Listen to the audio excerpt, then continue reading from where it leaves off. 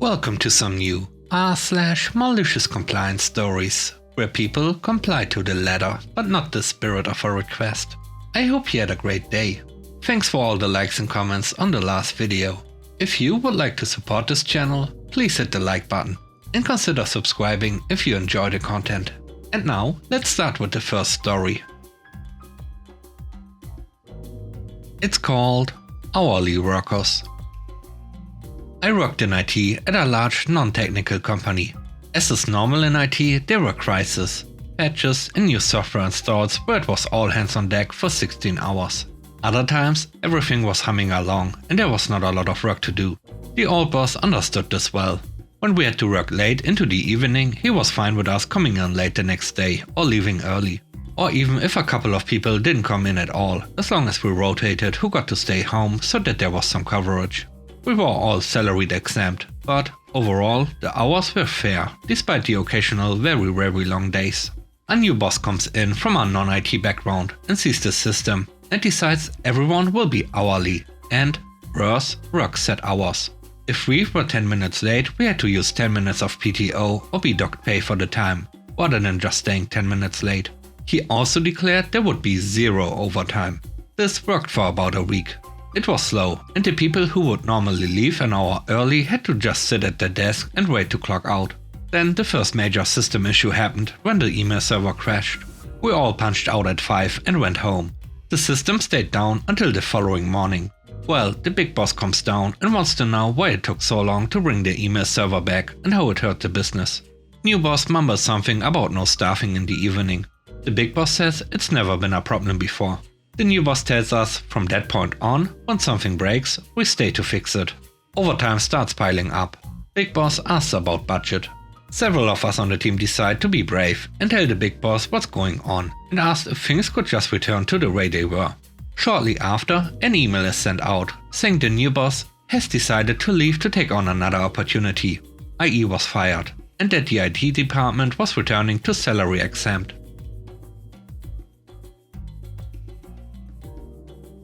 The next story is called Working Remotely. Once upon a time, I worked as a mechanical designer, my first career. A couple of years into it, I got some good experience with CADD systems, a new thing at the time. Got a new contract position with a major automaker. Sweet. Except it was the second shift due to the availability of computer terminals.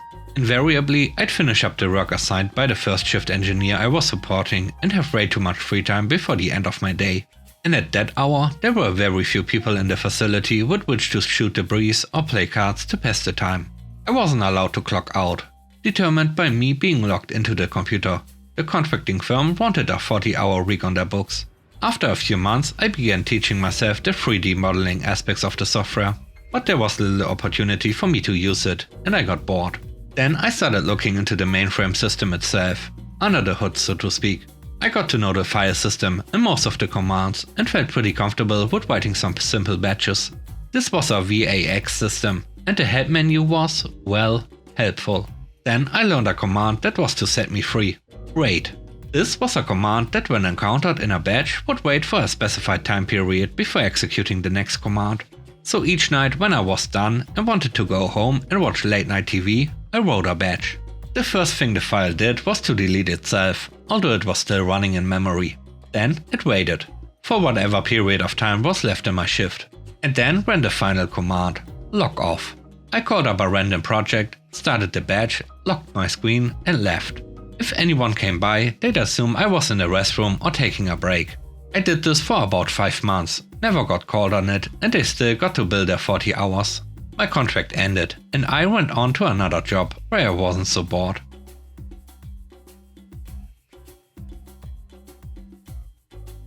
The third story is called Productivity Issues.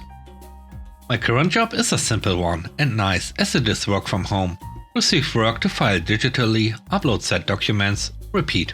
The expected productivity, according to my boss, is laughably easily achievable by myself. However, others on my team seem to only be able to complete what is expected.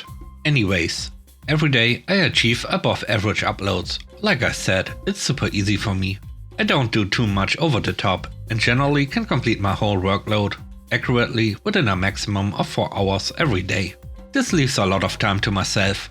I always stay by my computer however, in case my boss or a coworker needs help with other things. Just this past week however, I have been reprimanded for productivity issues. Basically being told I need to be doing something at all times and that the time gaps in no work is unacceptable. This comes after having worked in this fashion for the last 10 months by the way. My boss demands that when I'm clocked in, my upload records must always show that I have recently done something. And there cannot be a gap in uploads longer than 10 minutes unless I'm clocked out. Basically demanding I do more work for the same amount of pay. Well, my solution is to set a timer that goes off on my phone every 3.5 minutes, telling me to complete one upload. So now I do the exact same amount of work over the course of 8 hours instead of 4.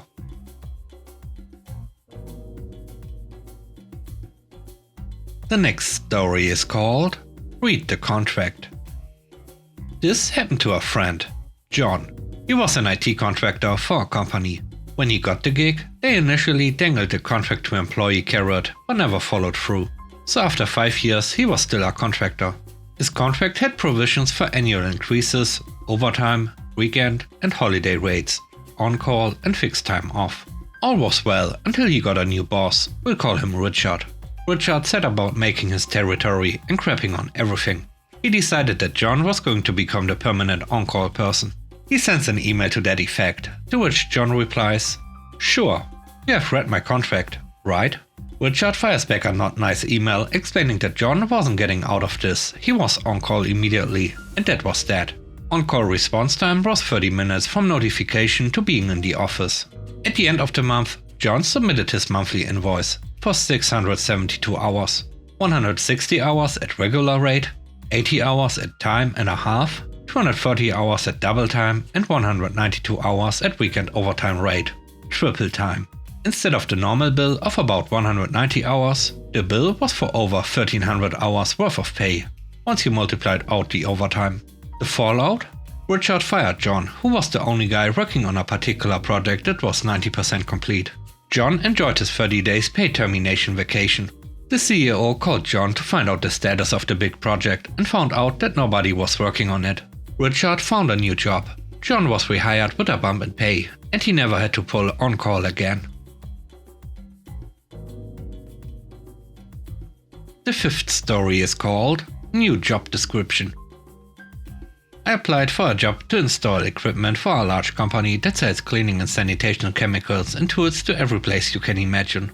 I applied to install their leased equipment, but was immediately promoted to sales and service in a bait and hook scheme. It was 25% more hours, on-call 24 hours, some weekends, but they did the math so the annual pay was the same.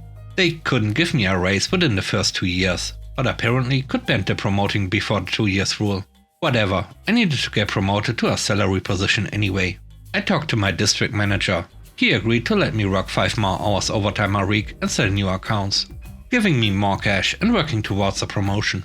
I got many recognitions, even met with global management to share my ideas. I was on product development teams as a field tester, and 6 of my ideas were rolled out nationally, but I was still second from the bottom of the chain. Got promoted to a salary and commission sales and service role.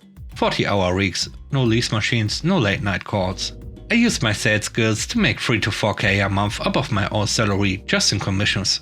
4 months in this role, they bring us all in and tell us they are removing all salary positions and everyone was getting new titles with lower pay. They were going to reassess pay in 4 months. I told my boss's boss it wasn't a 50-hour a week job. I can do it in 40.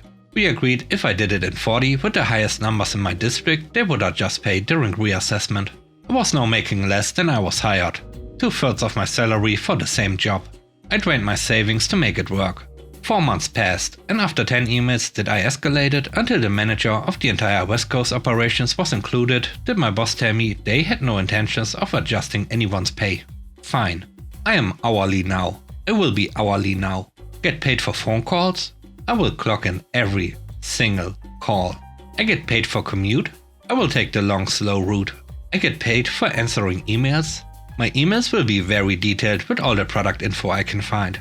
You want me to talk to customers? Every customer wants a long conversation. Sales is out of my job description? I sell nothing. No new customers. No product suggestions unless asked. No expert tools. Unless the customer is struggling. I'm not a monster. Invoice issues? Above my pay grade. They can wait on hold with customer support. Customers can call our work phones directly. No requested service until I get a work order from customer support. Against state law to transport chemical? No chemical runs to customers that under order. My customers need my attention. It's not in my job description to order more than I use. And no one else stocks or organizes our shared storage. The state law says we only work 5 out of every 7 days. Those 2 days my work phone is off. If a coworker on coverage needs a part ASAP, they should have restocked our shared storage because my perfectly stocked work truck is parked and locked. No one restocks storage. I run out of stock on the weekend and storage is out. The customer will be down until Monday. It takes me 10 minutes to fix what it takes other people more than an hour. Someday they will call me after 6 hours on an issue and I will solve it in 3 minutes over the phone. I am working 55 hours a week. Only 10 of that is actual work. 25 of that is driving and listening to podcasts. 20 is chatting or waiting for customers to notice I'm there. My numbers are still the best in the district. The hours are flexible and the benefits are good, but I'm still looking for a new job. I can only be bored to tears for so long. The last story is called Bait and Switch. I worked for a national home improvement store, the blue one. When I interviewed, I applied for the sales position in plumbing, which no longer exists. It was Monday to Friday, 9 to 5 with a commission program. Since I had years of plumbing experience, I was offered the job. The day I started, I was told the sales job went to an internal promotion and the only thing they could offer me was part-time. Lower hourly rate, no commission, had to work alternating weekends. I was young and had a new baby, so I said sure, as long as I could go full-time in a few months with weekends off. My manager agreed. Fast forward 3 months. Not a word has been said. The guy who got the sales job, an electrician, asked me questions about plumbing all day. I asked my department manager about full-time, a sales job, anything. Sorry, nothing is available. I reminded him of what I was hired for. The schedule I was promised, the pay I was originally offered. If you don't like it, look for another job. Jobs at the time were hard to come by. But a job that was available, in that store even, was a stocking job. This position was always available as the pay wasn't great and it was a lot of physical work. But the hours were Monday to Friday, full-time. So I applied for that. When I interviewed, my manager found out. He went to HR to stop me from transferring. I informed HR that if the position didn't get filled and I was excluded from transferring, I would file a complaint. So I got the job. Fast forward 2 months and the quarter ends. No actual plumber in the department meant sales dropped. So the manager didn't get his bonus. He now begs me to come back. No thanks. I'm making more money on Saturday doing side jobs than I made Monday to Friday. So he asked, what can I do to get you back in plumbing? I gave him a ridiculous price. He laughs and said, that's more than I make. Oh well. Fast forward 3 more months. The store manager doesn't get her bonus because plumbing hasn't made budget in 2 quarters in a row. It's time to fix the problem. I get called into a meeting with the store manager and department manager. What will it take to get you back in plumbing? I told her the number. I told you, not reasonable. Give us a minute please. I stand up to leave and... Oh, no, I'm sorry. I meant the department manager should leave. The look on his face was priceless. If I pay you that, you'll have to work weekends. We are busiest on weekends. I'll do Saturday, with every Sunday and Monday off. No rotating days off like before. And I get my commission back. Done. You cannot talk about your rate. I am the only person in the store making more than this. Well, I can, but I won't. The look on the department manager's face when we came out was priceless. If he had only given me the job I was hired for originally. And with that, we end today's video. Let me know what you think about the stories. On a scale of 1 to 10, how would you rate the stories and today's video? I hope you enjoyed the video. If you like what I do and want to support me, please subscribe and hit the like button. I hope you have a great day. Stay safe. Bye bye.